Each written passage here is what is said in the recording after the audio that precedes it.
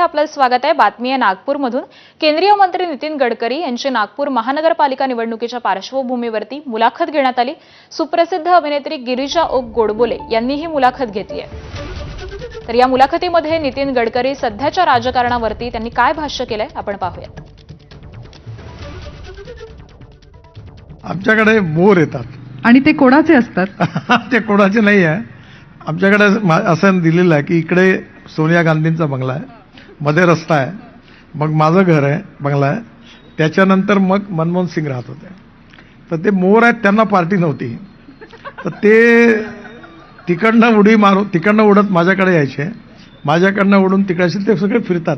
त्यांना जेव्हा कळलं की रोज इथे काही ना काही खायला मिळतं, ते आले की प्यायला पाणी, खायला, त्यामुळे मोर नियमितपणे येत असतात। आणि एवढं झालं की दुपारी ते माझ्या बेडरूमच्या आणि आमच्या ह्याच्यात काचेचे जे दरवाजे आहेत त्याला टक टक करतात आणि उठवतात पण।